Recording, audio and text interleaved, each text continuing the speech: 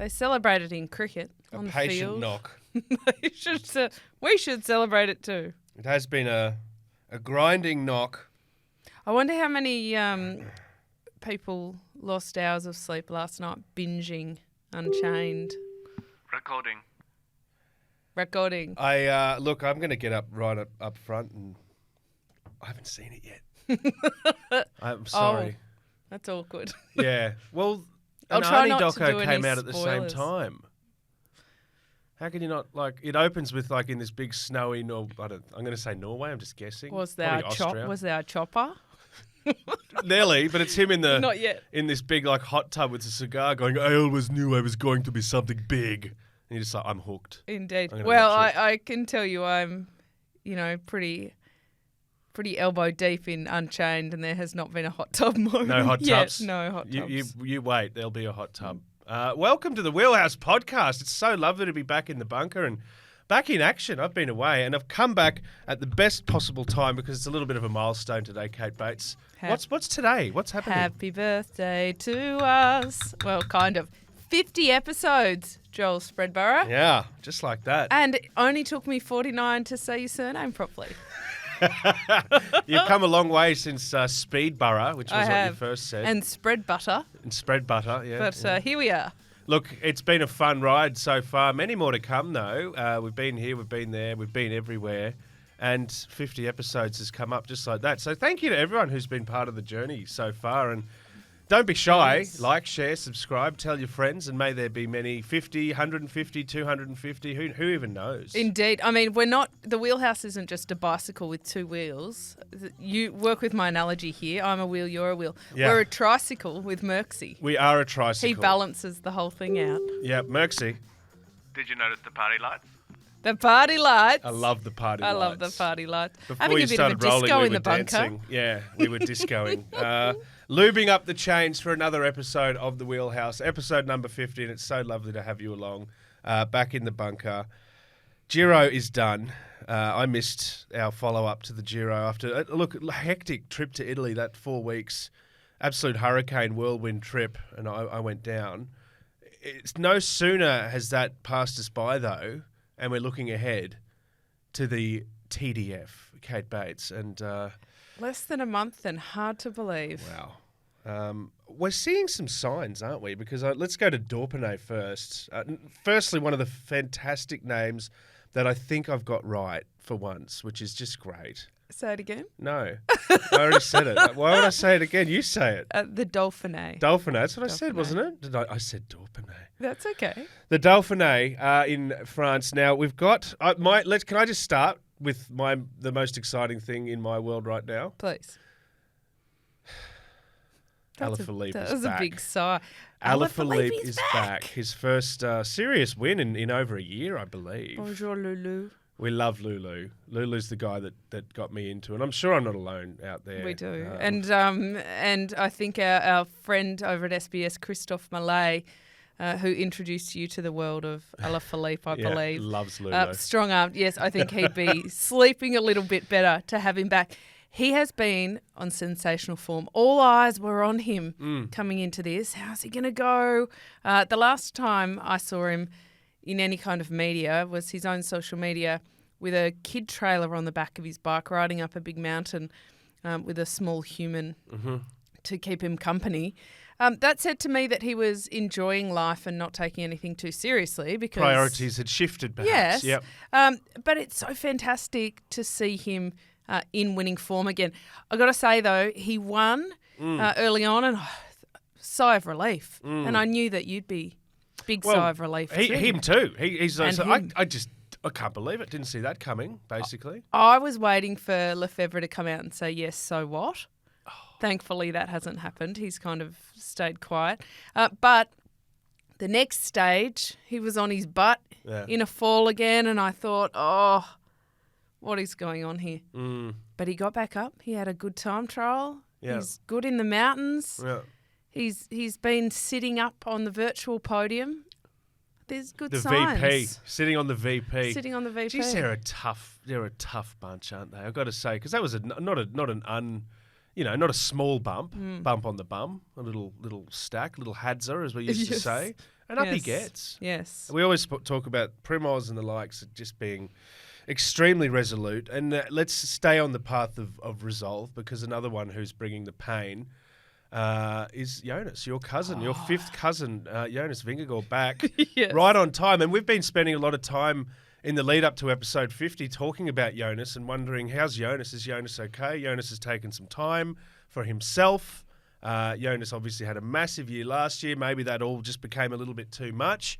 But now I'm starting to think it's just all part of the plan. All part of the master plan. It's timed it to absolute perfection. What are your thoughts on this? Yes, I think that Jumbo have done an exceptional job of allowing him to ride his own path of preparation. They haven't had the spotlight on him too much. They've allowed him and supported him to have a lighter racing program.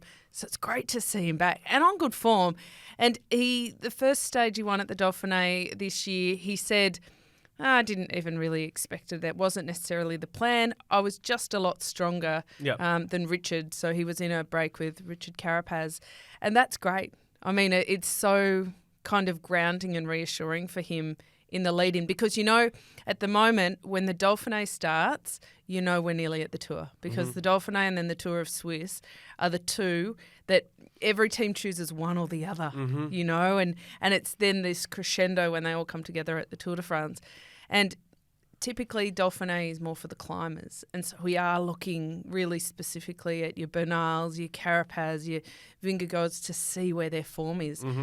And he's already looking really good. Yeah, there's a maturity as well. I think big attack, stage 5, and afterwards, sort of deflecting attention from himself and from the race entirely, paying tribute to some victims of a horrible attack, obviously a stabbing attack that happened over there as well. And just anyway, we won't go into that. We're not a news bulletin, but the perspective, I thought, and this refreshing kind of maturity where he's not caving in on himself, thinking about all of that. He's kind of like, look, I'm here, I'll do my best, and we'll see how we go. But there's bigger things at play as well. Yeah, well, that's it. And what he said was that on a day like this, you realise cycling doesn't really matter. Yeah.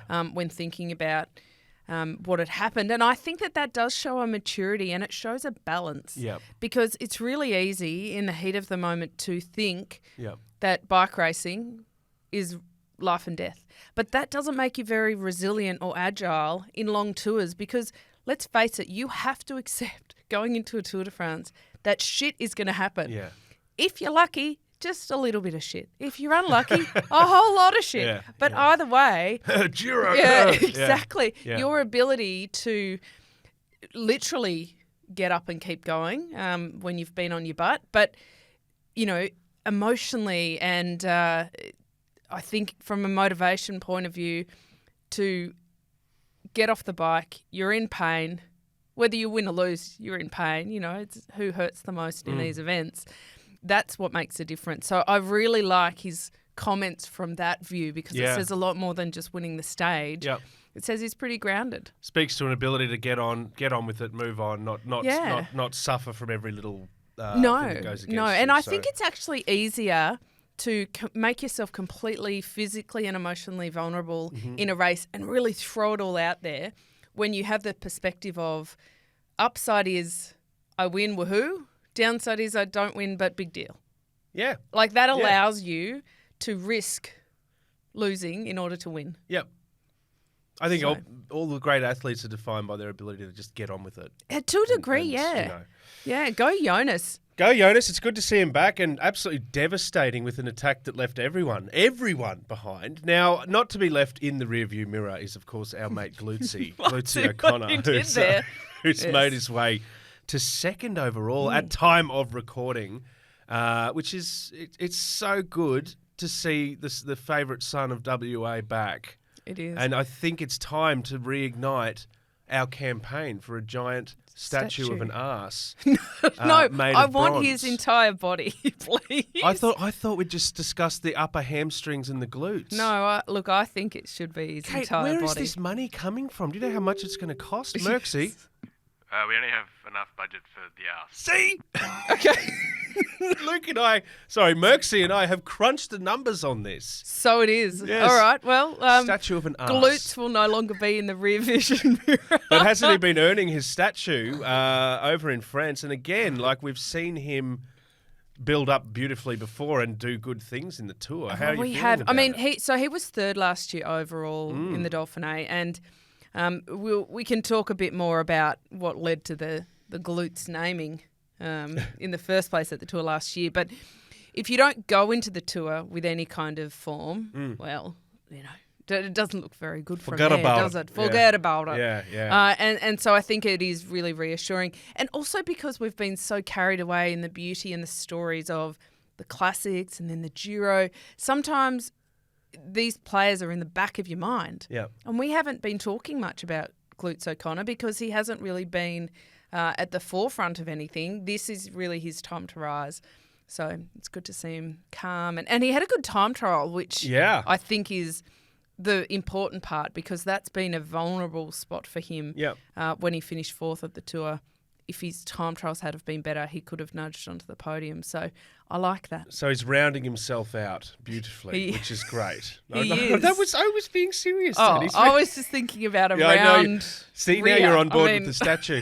Look, he's taking all the right risks. What a convenient segue. Let's talk about wrists now. And someone who's not there, but is very much on the bike and sucking in the big ones at altitude. I refer, of course, to the one, the only, Pog, who's just hovering in the background as well. Tadej Pogacar has been a naughty boy. Joel. He's been a naughty boy. Why? He's been a naughty boy. He has not listened to doctors' instructions, and as a result, it has taken a longer time than anticipated for his scaphoid to heal, his broken wrist. Yep. So he will likely be lining up at the Tour with a wrist brace on. I don't know whether that will affect him too much or not, but the material effect to now is that he'll have a very reduced racing schedule. So from his crash, he will only have 2 race days before the Tour de France. He was meant to ride the Tour of Slovenia. He's out of that. I'm pretty sure that the fans will be pretty bummed to hear that, to be honest, the Slovenian fans. But he will be riding the national championships, the time trial and the road race. Right. So they will be his only 2 race days before the Tour de France. So a very different lead up. Merksy.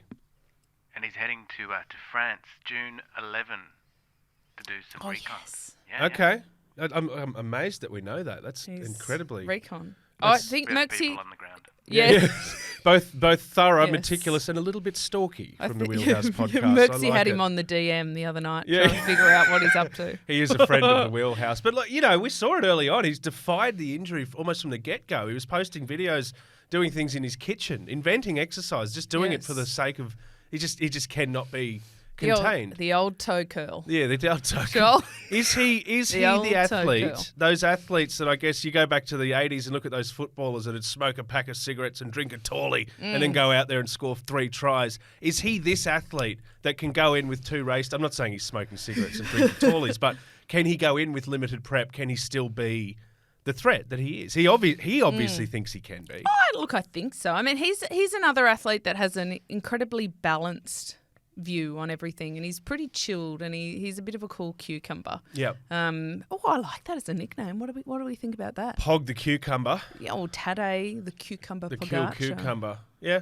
We can go with that. Workshop it. So our cucumber, I think what we need to remember is that given the alternate preparation and run-in, let's not expect too much in week 1. So in previous tours, he's taken the yellow in the first week. Yeah, hasn't taken it, has seized it. Ripped it off people's shoulders. Not literally, but almost. Yeah, it's like a schoolyard bully. It's like, give me your yellow and your lunch money. I mean, talking about Arnie, it feels like that it has a place in that documentary. But I think... Give me the yellow if you want to live. Give me the yellow. Geez. That was nearly taking us off track there, Joel. Very Just nearly. about. No, I think that we won't expect to see that. I don't think we'll see him in the yellow as early as we have in the past because it will take him a bit of time to really ride into it. And I'd be a bit concerned if he hits with such good form early on that perhaps that will bite him Because he hasn't in got week enough 3. Ks in the legs, basically. Yeah, well, he'd have a lot of indoor Ks. Yep. But it is different from race kilometres. Like your heart rate profile, your power profile when you're on your own versus when you're racing, and the speeds, it is just different. Are you saying him coming back with limited preparation is risky business? Yeah, it is a little bit of risky business. Okay, well, I'm so excited. We're a month out. Sorry. Look, it's risky business. It is. Look, a month out. We're already stop talking. saying risky business. There's his nickname, by the way, Risty. Risty Pogs back on the bike. That's all we need to know. And we're talking about these contenders, which is absolutely fantastic to see. And I just love that it's like we've literally just caught our breath from the Giro, and now it's just all guns blazing toward that. Now, I was a little bit peckish this morning, and I was going to buy myself a beef sandwich on the way and just to have a little bite to eat on the Wheelhouse podcast, episode number 50, coming to you from the bunker. I was reticent, though. I was reticent because I was concerned about letrozole, Kate Bates. What's going on in the world of letrozole in women's cycling? And men's cycling, And men's Joel. cycling. Contaminated beef. Contaminated beef. I've got a beef with the beef. Oh, there you go. Is it? Hang on. Well, so look, is this a performance-enhancing issue or a health issue? Well, this is a good topic, and I don't love covering doping scandals at all. I think that you can give too much breath to it sometimes. But this is worth talking about because very famously in our history, Alberto Contador tested positive, very low levels in his blood, but he blamed the beef. And it did at the time, people did a bit of a deep dive into, can meat be contaminated with especially hormones? I mean, we hear it all the time with chicken, etc. So letrozole is a product that is used to lower the levels of estrogen in the body. And it was developed for breast cancer patients. Yeah. But it's used in the context of sport and performance enhancement to offset the feminizing effects of anabolic steroids. So there's your base of why people might use it, okay? It also comes with terrible side effects, Joel, hideous. Like it can lead to weight gain, a decrease in bone density, hot flashes, night sweats. Like it's not a particularly nice drug, but it is important to some people. Why the beef, though?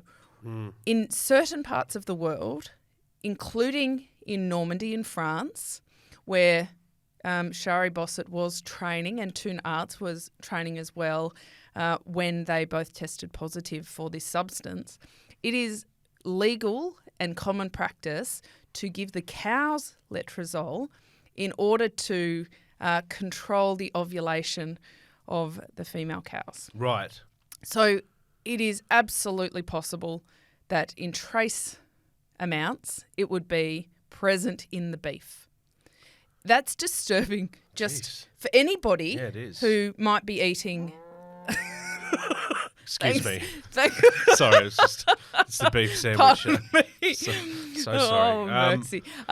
Yes, so it's disturbing, I think, just from a health population. Like, I don't really want to be eating meat that has of course these not. kinds of hormones and products in it. I'm a vegetarian as of now. It's very concerning for the athletes. It is. Because usually this is the kind of product that's used in combination with anabolic steroids. Right. In both of these cases in the last 12 months, there's been no steroid found and only very, very low trace elements of letrozole found. Okay. There's also been no link for either of them to any kind of doctor prescription, black market, anything. And both of them were training in the Normandy region, eating wads of red meat to keep their iron levels up and keep on going.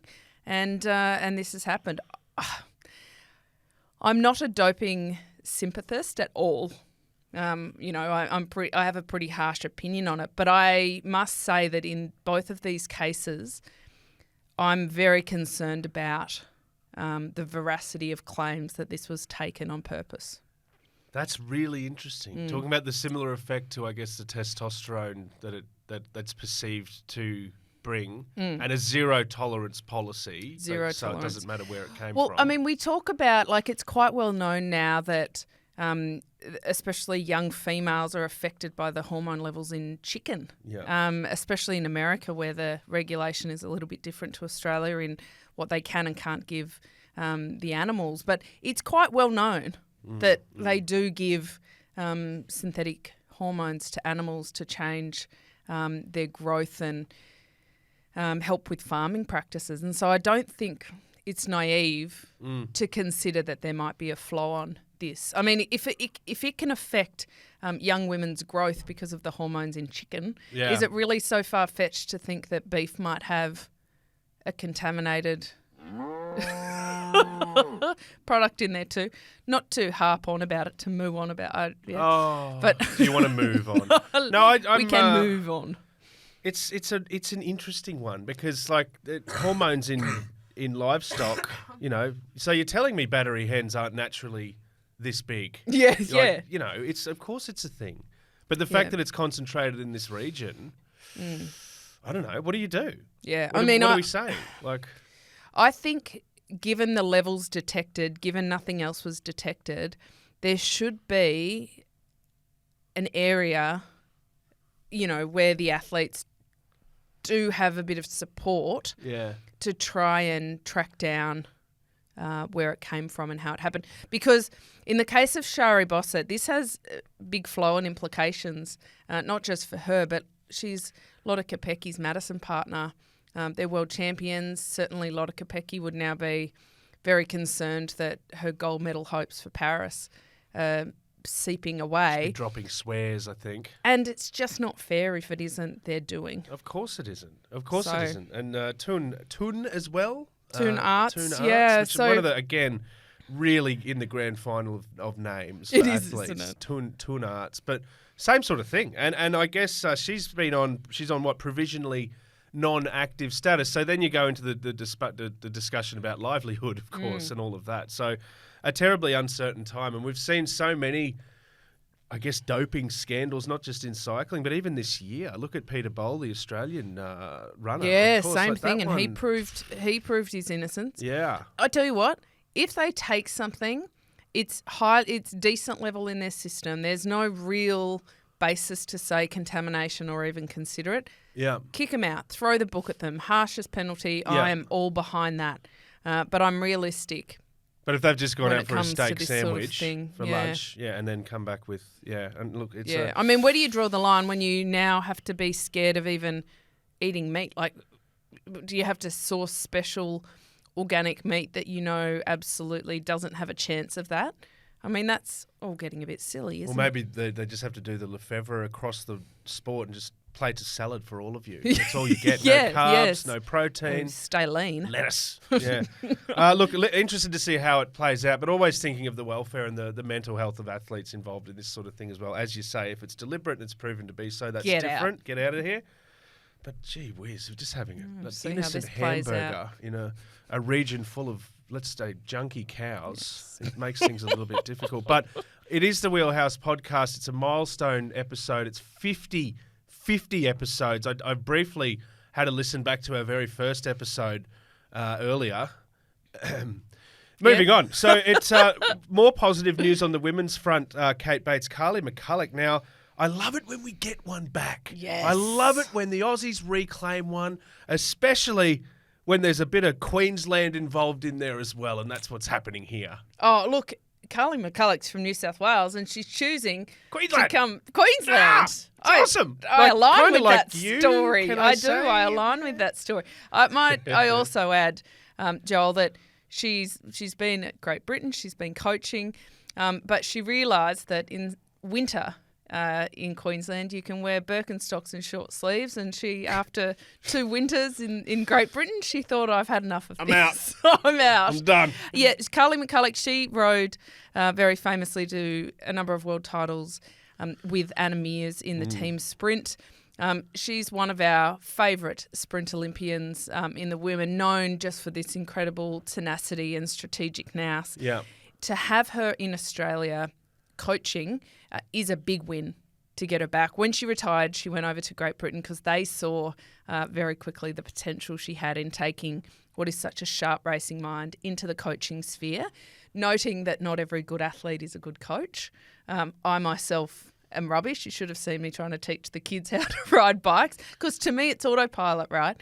But someone like Carly breaks it down into such minute detail that she is just an incredible mentor and coach. And Great Britain have put in the time to develop her. Thanks, GB. Yeah, thank you, guys. She's been very successful there. And now coming back to Queensland, I think my expectation of where Carly can go as a coach is to be at the top of the coaching tree for the 2032 Brisbane Olympics. Okay, you're thinking in long the term, sprint. all right. Yeah, I think that she's got the capability to be there, and I hope she gets the support for that too. I'm just very happy to have her home. Yeah, it's massive. Can you see shorter term impact? Paris, for example? Yeah, definitely. I mean, I think she's coming back to Queensland Academy of Sport to start. Yeah. So I think that we've had some pretty good coaches up here in Queensland developing the athletes. But for midterm, I think she'll have a big impact on developing the next generation to step up into the sprint ranks, and then I can see her following them to the national team.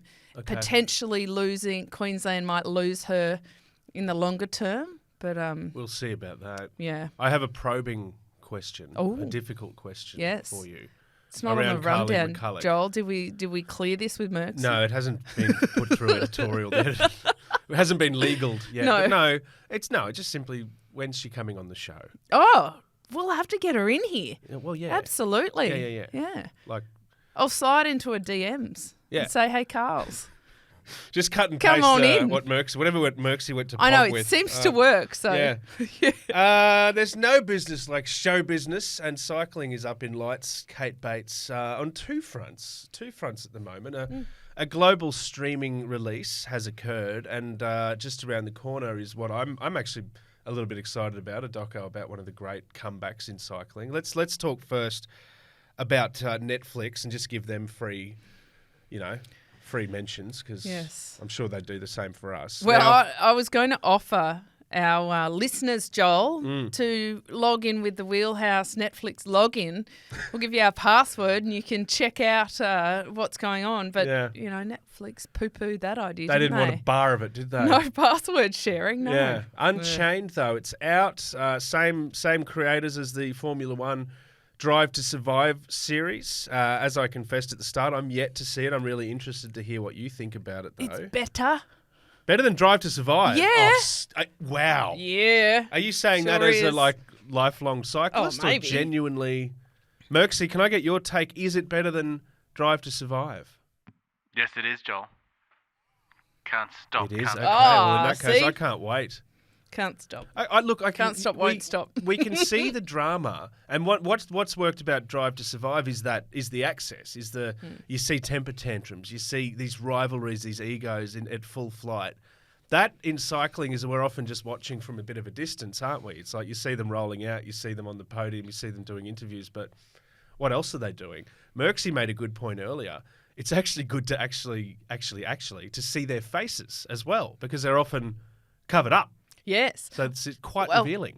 Most of the athletes look better with helmets off. Oh. But there were, and none of the current, but I do remember the first time I saw Alejandro Valverde without a helmet, and I hadn't really realised how receding his hairline was. Who's that, sorry? Valverde. Alejandro. Alejandro. Okay, yeah. And it completely changed my view of how I saw him. Now, there's not necessarily any of that, but you're right. There we go, Merckxy. Yes, Merckxy. With the gold every time. Bit of a dance opportunity. Unchained is such it's such an interesting, deep diving production. Yeah. Because it brings it in for the non-cycling traditionalists. It explains it beautifully. It breaks it down and lets people who are new to the sport understand the ins and outs and the happenings and puts context around it. I guess in the same way, Joel, as I did for you when you were new to cycling. 100%. Yeah. Maybe this could have done a more succinct job of doing it. Hey, what are you talking? It's 3 years of progress has been immeasurable, Kate Bates. Merckxy.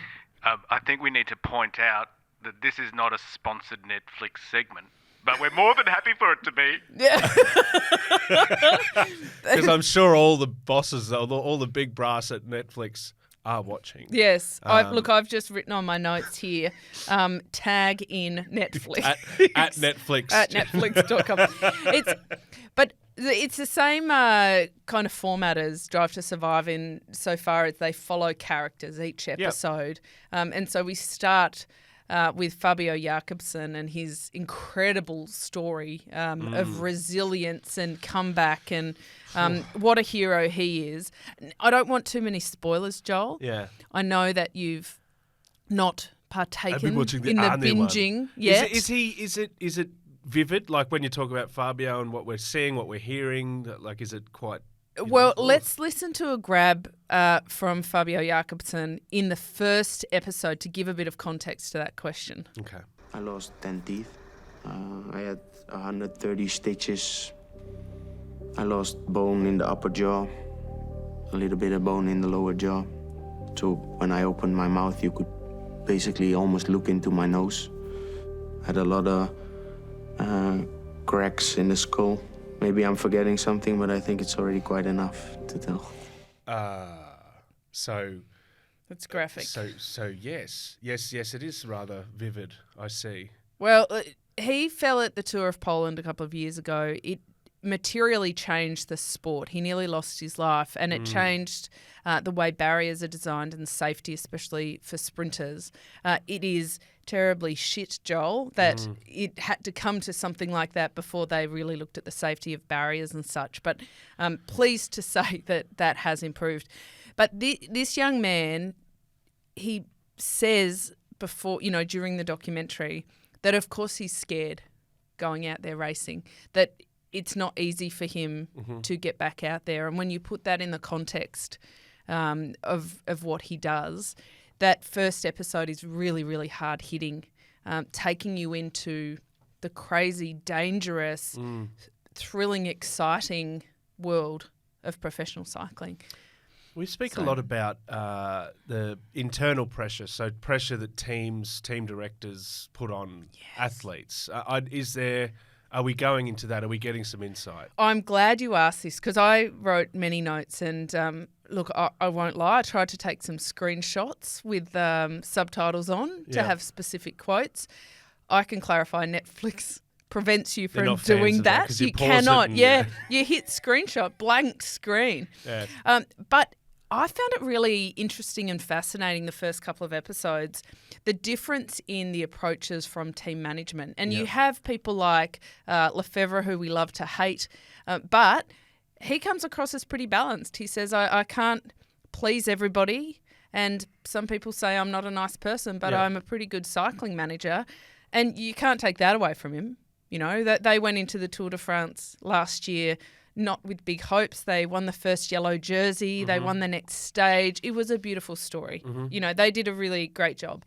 But then you have teams like EF, Education First it was then, and you've got Jonathan Vaughters. Now, I found this fascinating. He sits the team down and he pretty much says to them, you've had a shit year, and if it doesn't get better, we're all out of a job. Oh, and he says, me too, but the sponsors aren't going to continue to pay us if we don't improve our game. Right. But then in the next breath, he says, the Tour de France is a pretty big deal and I hope the riders don't feel too much pressure from it. I'm like, Oh, right. What? Hold on. So the same guy that issued the threat then? Yeah. Okay, yeah, cool. And I got a message from a friend who said her first impression of watching it was how disposable riders are. Yeah, okay. And you watch these scenes and you're like, yeah, that's pretty harsh. But then you go to another team, you go to Ineos, and these beautiful motivational speeches like, you guys are so capable. We have so much faith in you. Just go out there and do your thing. You've got Jumbo-Visma who are so clearly agile when it goes well, when it goes badly, of balancing emotions, really honest conversations between your Wout van Aert, who could win 10 stages on his own, but he's putting that on hold in order to support the leaders in Vingegaard and Roglic and I think the juxtaposition between the different management styles is super interesting. Yeah. And there's also a good bit of Aussie representation early on in the season with Glutes O'Connor Oh, it's glutesy. It Good. is glutesy. But Good. again, what comes up with him is he's almost begging them to get an X-ray and saying, I can't walk, I'm in so much pain. And they're saying, you'll be right, you're a beast. Look at those glutes. We have faith in you. And Yeah. there's so many emotions as a viewer Wow. going like, wow, it's What so about harsh. But A new viewer. What about a newcomer? I think it's great. They Yeah. explain it so well Yeah. that you feel like you're in it. Great. I mean, it's not quite Succession. You're not like deciding who you loathe the most or Yeah. whatnot. It's not that harsh. Off. Yeah, okay. But there's certainly very strong and different personalities. But I got to say that probably the biggest thing I noticed, Yeah. and bit of a spoiler here, Joel, across every language, when teams are frustrated, the F word, Swears. the F bomb. Okay. But not just swears, the F bomb in every iteration, like Right. effing hell, effing this, effing. And it kind of made me laugh because I Yeah. thought that's what I grew up in. And it is a word that I use when I'm frustrated quite easily and I have to catch myself. And then I think, well, probably no wonder. It's you've come out of the system. It is. That's, I mean, and there's so many languages represented. Yeah. But that comes up again and again. It's almost funny. I'd love to see a montage of the F-bomb in all I know. the different languages. That would Yeah. be very funny too. Yeah. Yeah. Look, it sounds really cool. I is. do look forward to watching it. And look, great for the sport, obviously, Yes. this mainstream Yep. tilt. This authenticity that these docos are bringing. And again, I go back to Drive to Survive. They've done tennis, they've done golf as well. And it is a little bit of a warts and all, no holds barred. Here we are. And sometimes, I think in the case of the golf one, with all respect to the athletes, they came across looking a little bit entitled potentially. Whereas this, it sounds like we're going to sympathise with these guys because of the immense pressure that they're under. And I think peeling back the curtain, it's a huge opportunity for sponsors in the sport because Yeah. it just shows another side. But I reckon it might also regulate some personalities Okay. because when you know the cameras are there and the world's going to have an opinion on how you're handling things, Yeah.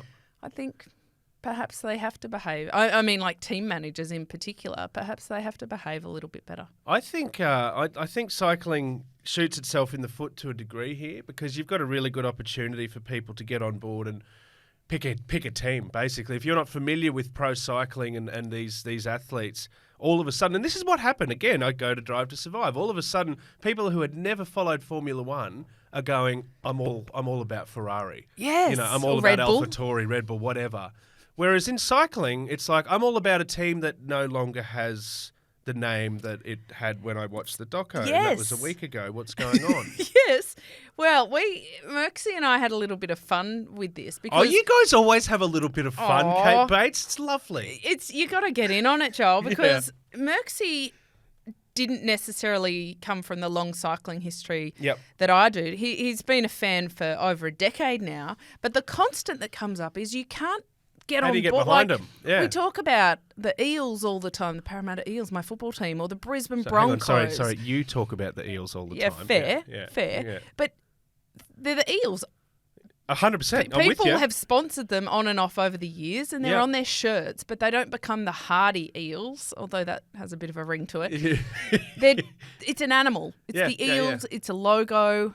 You The get on board Rabbitohs. with that. And I literally go to the football in a jersey that I got 25 years ago Yeah. because you still can. But if you've just jumped into Netflix and Unchained and you're like, oh my gosh, this is so cool. I'm such a big fan of Quickstep Alpha Vinyl. Mm-hmm. Gone. Within, like, literally you watch the episode and then the next time you read about this team that you're interested in, is that the same? Is that, wait, Exactly. is that the same team? I'm Well, not sure. Trek Segafredo. Gone. Gone. Trek Lidl now. Jayco Bike Exchange. Gone. Yeah. Jumbo Visma. I know.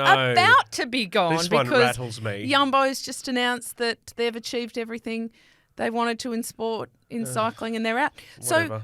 So we can't even follow them. No. And so Merxie put it out on Twitter. Yeah.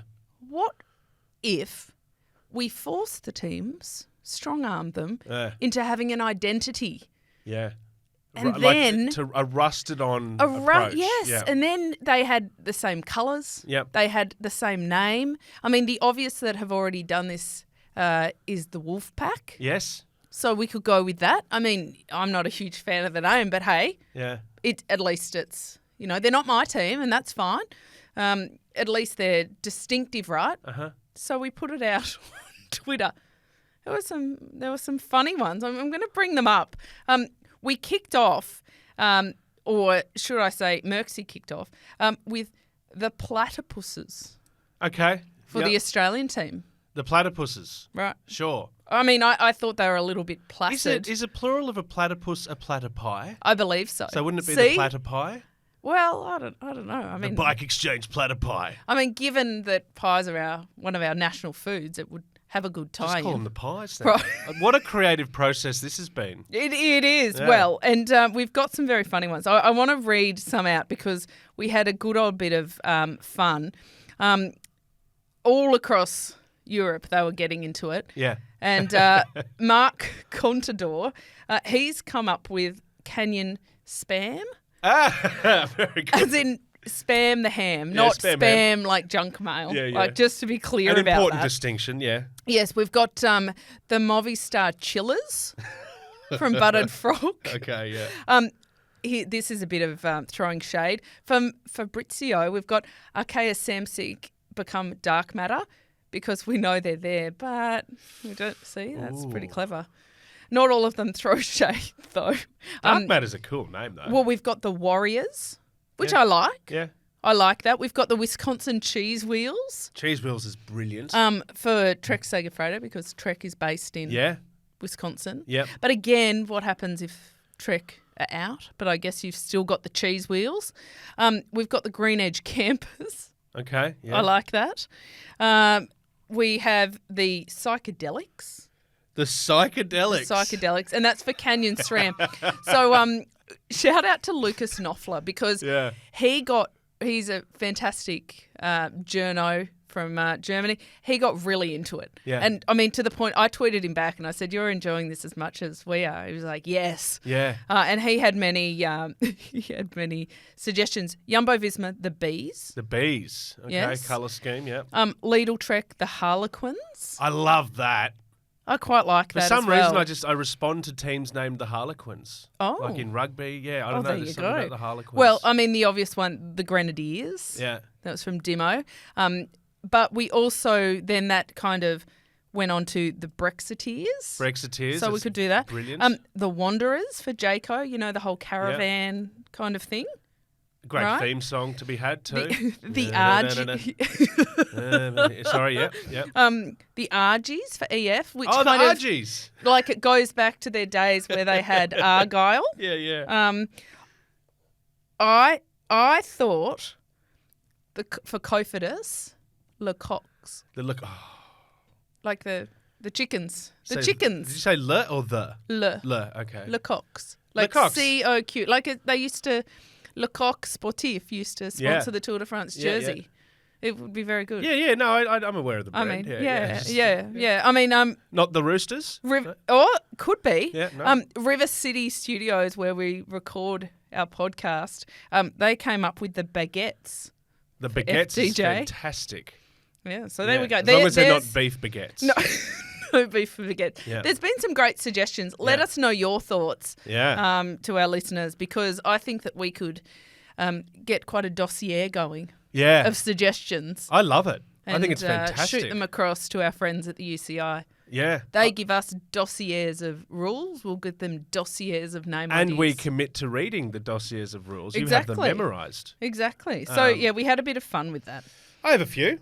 Yep. Jumbo. I know Jumbo's doing what Jumbo's do, but what about the Jumbo Jumbos? Just to play on the Jumbo thing. But Jumbo's leaving. I know, but just for the time, let's just have a legacy name. Oh, yeah, I like that actually. Then Or we the- can Or we can celebrate one of the lead riders and go the Jumbo Go-Go's. The Jumbo Go-Go's. Well, I thought maybe the lions or the lionesses for Jumbo because good. that's the national animal of the Netherlands. That works well. I mean, it's nowhere near Africa, but still, the lion is Let's appropriate the lion, symbol, though. yes. I'm sure it's in some zoos. Or in the Netherlands. oranges, maybe. The oranges. The Ineos Bobbies. Oh, I like Or the that. Ineos Bulldogs. Oh, I think. I Or like the Ineos that. Black Caps. Oh. One of those. Yep, you've really delved into that. The yep. Bike Exchange Bogans.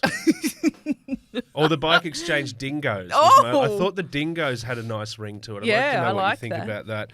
With Trek, I want to do the same thing. Let's theme it in America, but I thought let's go with an icon and say either the Trek Tom Cruises or the Trek Armstrongs. I was so looking forward to your reaction to that one. I think we put that one on ice. What about, because linking it to Bora Hansgrohe, they're German. Yeah. What about the pretzels? The Bratwurst. The Bratties. The Bora Bratties. I Bora like Bratties. the pretzels, the snapping pretzels. What about the Bora Punch Buggies?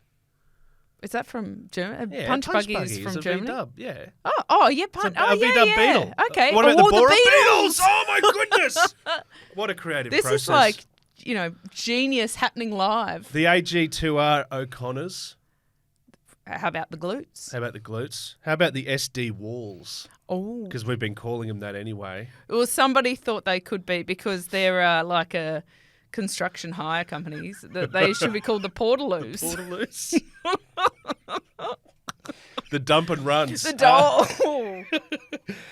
This is Joel. fantastic. Let us know what you think. You can get onto social media and join the fun because it's been It is quite fun. a rabbit hole that you've fallen It into. has. And Yes. lovely assistance, support and creativity coming from all around the world. But it goes back to a very serious point of like, stop messing with know. it. Let us get rusted on. Let us grow attached to these And teams. you know what? I'm a rusted on fan of the eels. The eel is not my favourite animal, Joel. No. So let's not even be picky. No. Let's not say, I don't know about that. Like, Yeah. let's just choose something, logo it up. Yeah.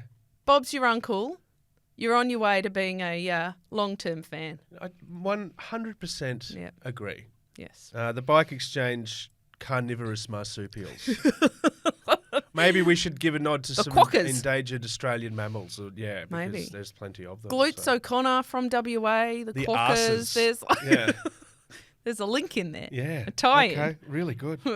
Or we could use some bikey names like the pedal pushers, the bike pumps. The bike, yeah. Yeah. Oh, I don't the know tubes, about those. the burst tubes. I think you were onto some earlier ones. The Handlebar brothers and sisters. Anyway, Yes. this is the Wheelhouse podcast, having some fun on our 50th episode. And if you're just tuning in, this is what it's all about. Very serious deep dive into the sport of cycling. If you've been along for the ride, thank you. And please continue to be along for the ride. Now, we've got a month to go to the tour, Kate Bates. Not even. Not even a month. Oh, my gosh. Okay, so you've mentioned a couple of names today. TDF news is ramping up across the board. It is. We haven't. Your Wout Van Aert jar is almost empty. You've only mentioned him, I think, 15 times today, which is way down on your average. Well, just watch Unchained, Joel, Yeah. and you'll mention him more. Is that handsome, dazzling Dasher in there as well? Is he? Yeah, is he wearing There's a shirt a whole or what? episode. Oh, He's God. got his shirt on the whole time. Mercy. He has very good hair, high hair. He does. So okay, so you Yes. see the helmet, and he's not wearing that brain helmet he was wearing. It's Well, like, I okay. don't know. I did ask what brand of mascara Demi Vollering wore through the classics because it was indestructible. What kind of hair gel is Van Aert wearing that he can wow. take that helmet off and it remains? Yeah. It's got to be So- like an expensive pomade. Has to be. There's a name, the pomades. Oh, add that to the the Ineos list. pomades. I like that a lot. It's way too early to get our tips out, but Wout will be there. MVDP back as well. Pog will be back. Should I throw it out there? Who's having the best of the prep so far? And like, when you're looking at MVDP and that, you're not looking at anything more than a couple of stages potentially. But what are you thinking? Yeah, I mean, I think I hope the Netflix crew is along for the ride on this one because there's a lot of parallel, beautiful storylines. We're looking at, obviously, Jonas and the Pog challenging each other again. But, Yeah. you know, Ben O'Connor, Glutzy, he's in good form. MVDP, we haven't seen him racing in a little while, but he and Van Aert will reignite their rivalry for some stages. Who can look past Mark Cavendish? Will he win on the Champs-Elysees? Will he take that record? I mean, it's nail-biting stuff already. Are we're going to France? Oh, of course. Mercy, In the is jet. that all? That's all sorted, isn't it? Working on it. Have you booked our B&Bs, hotels? Yeah. The RV. Yeah. We'll just go around in an RV. Yeah. I'd love to ask you, before we finish up today, 50 episodes of the Wheelhouse podcast. Da-da-da. We've had a few trips, we've been to a couple of things and done a few stuffs. What's been the highlight for you of this dramatic run of podcasting? your dramatic run after Jay Vine up the corkscrew, corkscrew. Do It Out Under. Okay. International television Yeah. there. All I was doing, and Merksy was chasing you, I might add. He was. I was just hoping that neither of you stacked it Yeah. because that's all I could see happening. Because Jay Vine wasn't the last rider, we would have been causing quite a bit of distress. I think that we have, and thank you to the athletes who've been so generous in giving us their time as well, and these wonderful stories. I have been in cycling for decades and decades, but from the angle we get to explore it at, it's really quite a privilege, and to have you and Merksy along for the ride the whole time. Yep.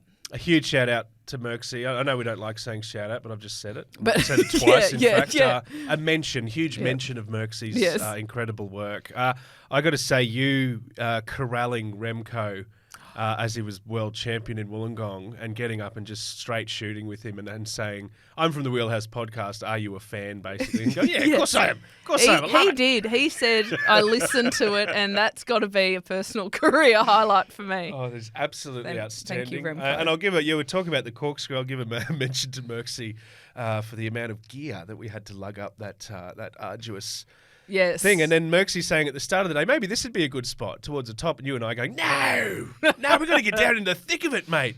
And then later going, why didn't we listen to Merksy? Lessons learned. It has been a really, really fun ride. And before we go, I want to mention another doco just quickly. We had a comeback special episode, which was one of my favourite episodes so far. I love those historical deep dives. And the subject I brought to the table was the great Greg LeMond and his work coming back to win the Tour after being literally shot in the chest by a turkey rifle. Now, a doco coming out, The Last Rider as well, featuring him, his wife, and all involved. Yes, it drops June 23rd. It's actually, we've looked it up, it's at some local theatres here in Brisbane, in Newstead, I think, on the 23rd. So check your local guides for that because it'll be worth seeing. Yeah. I think these stories are just, they bring in so many new contexts and beauty, and I agree. Yeah. It's a pretty remarkable story.